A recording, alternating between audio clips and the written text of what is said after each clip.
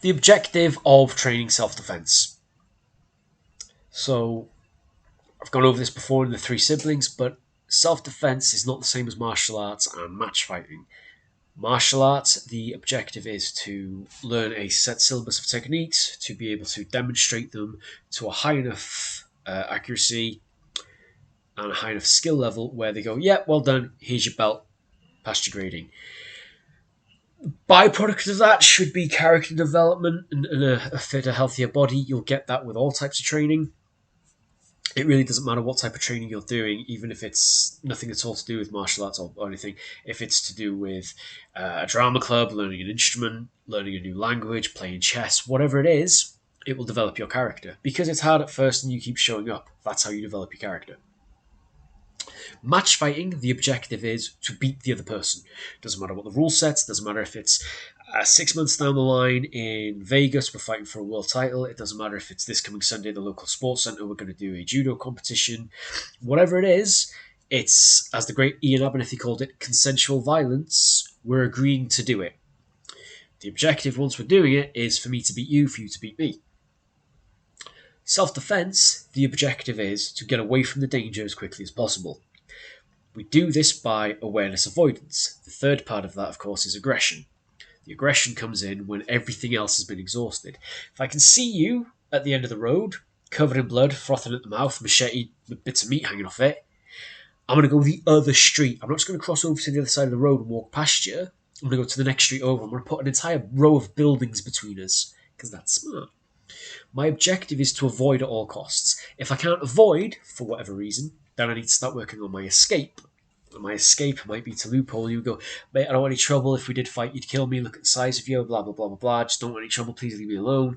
If they walk away, that's great. If they're mugging me and they've got a knife in my face, take my phone, I got no money, but, I do apologise. Whatever it is, they take my stuff, they go. Whatever it is, I'm working on my escape. If that's not working and that they're blocking my path and they won't let me go, then beg off, beg off, beg off, say this is a mistake, mate, please, don't you remember me? Bang! And then I run like fuck, right? The objective isn't to beat that other person up. The objective isn't to prove to the world I'm the toughest guy in the world.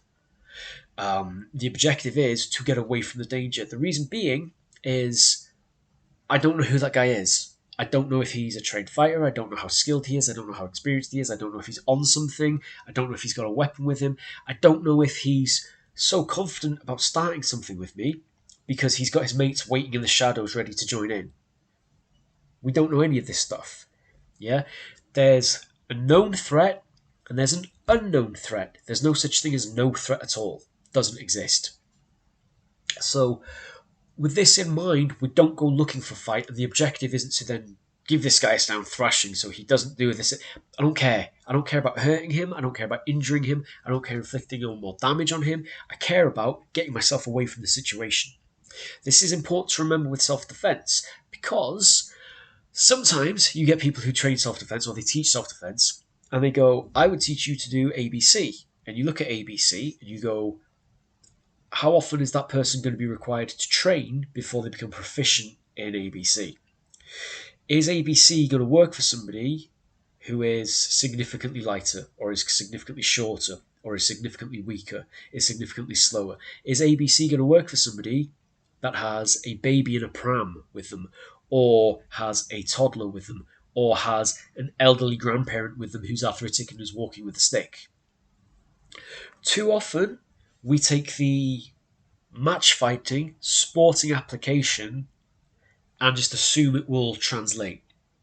We train this for self-defense, but that won't work. That is requiring a martial artist mindset of I'm going to train this regularly and it's going to be part of my day-to-day life. As I have said with a lot of my students, self-defense is the spare tire in the boot. It's the first aid kit at work. It's there should it be needed, but it shouldn't be at the forefront of your mind all day, every day. A lot of people who teach a martial arts club and say, we teach self-defense, don't take into account that for a lot of the students, that 1 hour a week is the only time that student thinks about this. Because they've got lives, they've got other stuff going on. Yeah? you wouldn't be making 30 videos a week if you had a girlfriend, if you had something else to do, right? Not pointing fingers, but this is the truth. Not everybody is focused completely 100% on what we do.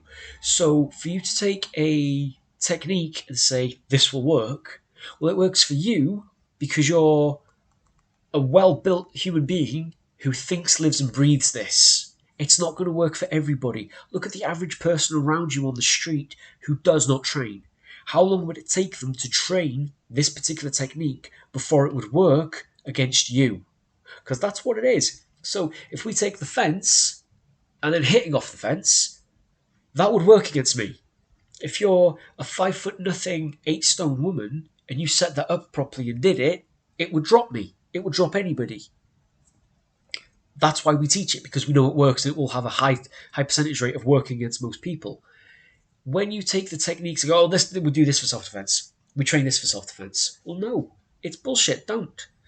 So the objective of self-defense is to get away from the danger as quickly as possible whilst taking as little damage as possible, and also keeping in mind that these people might have people with them that also need to escape.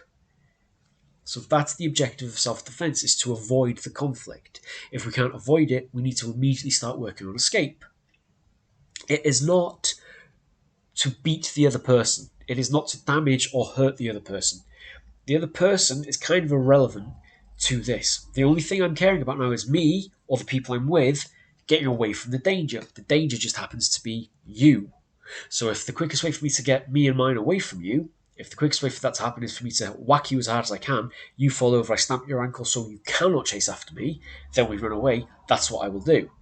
I will not knock you down, stamp your ankle, kick you a couple of times, follow you down for a collar choke. That's stupid. That's not my objective. My objective is getting me and mine away.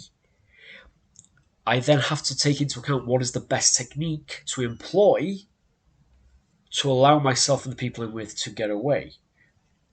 If the best technique is avoidance, that's what I do. I go the other way around. This is the thing that a lot of people miss when they teach something and mislabel it self-defense. What are your thoughts on this? Do you agree with me? Do you disagree with me? Do you think I'm spot on with what I'm saying? Do you think I'm talking about my ass and I haven't got a fucking clue? Whatever it is, let me know in the comment section.